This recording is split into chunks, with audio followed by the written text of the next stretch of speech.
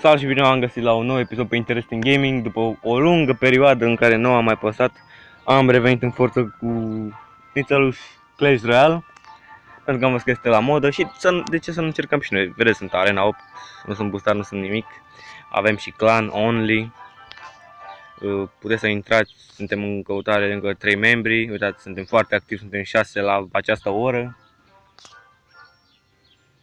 Facem clan chest-ul, cred că în jumătate de zi, nu mai mult. Și să intrăm și noi la un 2v2. Aici avem un veteran. Să vedem dacă va dori să intre. A intrat, gata. Asta e easy win.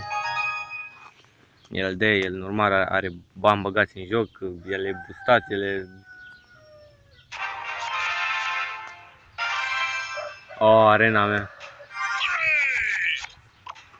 Începem și noi cu o pompă să vedem Alin ce are de spus.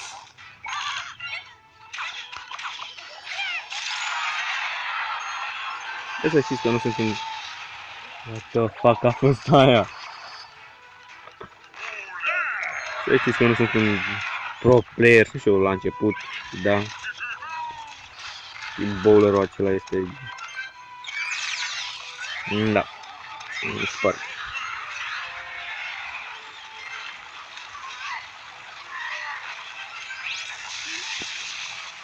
Really tiny. Oh, ce value. Oh, și Alin se apără perfect acolo. Infernul ăla o să dea și el ceva damage, ăla nu dă mai mult ca... Oh, golemul cu Elite Bar și acum dau eu un mic zap. Oh, ce value, ce value. Foarte bine jucat de Alin. Și acum 100 stă ăla e turnul. Rip. No, dacă nu luăm turnul, mai pun o pompă ca să vadă că sunt mecher. Acolo cred că îi dăm de easy 3-0. Oare e easy 3-0? Că s-au lăsat, gata. Eu v-am zis, easy 3-0 când joc cu Alin. Mai băgăm și noi la un meci pentru un nou început de serie. Să-mi spuneți cam câte meciuri pe episod doriți. Să vedem dacă domnul Alin mai vrea să mai jucăm. Cred că nu mai vrea. Cred că are un program la 8 la 9.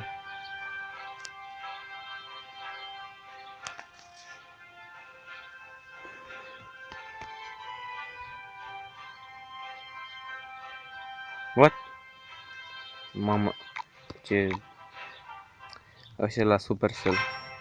Ce servere frumoase au. Merg foarte bine. Oh, arena mea de suflet. Băgăm o pompă dacă s-are rachetă. E nașpa. Ce încearcă să facă Alin cu Illuminati.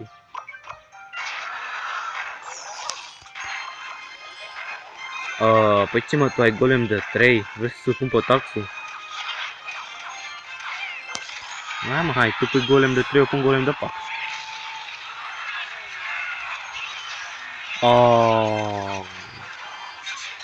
Cine joc de aia cu deck de spawn? Ce s-a întâmplat? Ce e acolo? Mâncați așa. Dar turnul ăla e rip după partea dreapta lor. Trebuie și cred că și al nostru. Sau nu? Am dat erourile alea. Nu știu.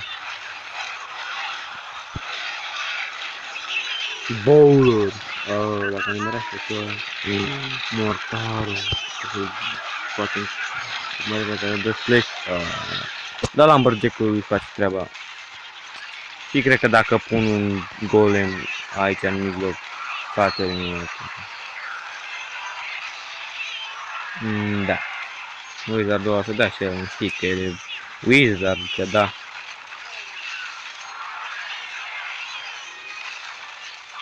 Bowler. Nu este un Inferno.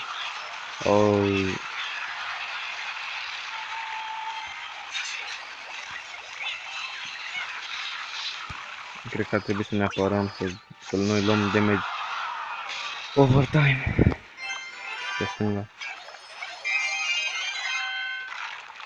Și s-ar putea să luăm de meci pe dreapta.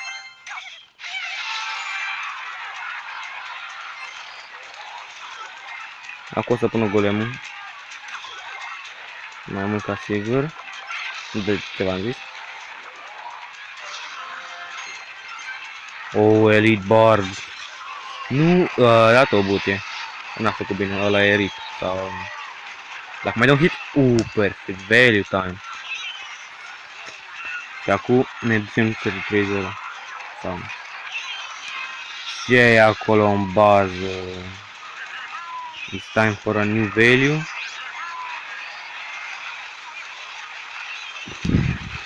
Cred că mi-a și el pe... Ce este acolo, Doamne? Ai! Dacă rezistăm de atacul ăsta, nu cred că n-are niciun spell. Nu cred. Aplauze pentru Alin. A făcut și el acolo un defense foarte bun. Și cam da.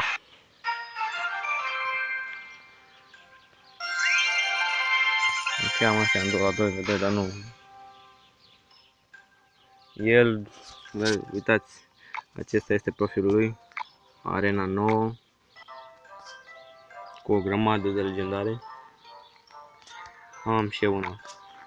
Doar una. Și cam asta a fost.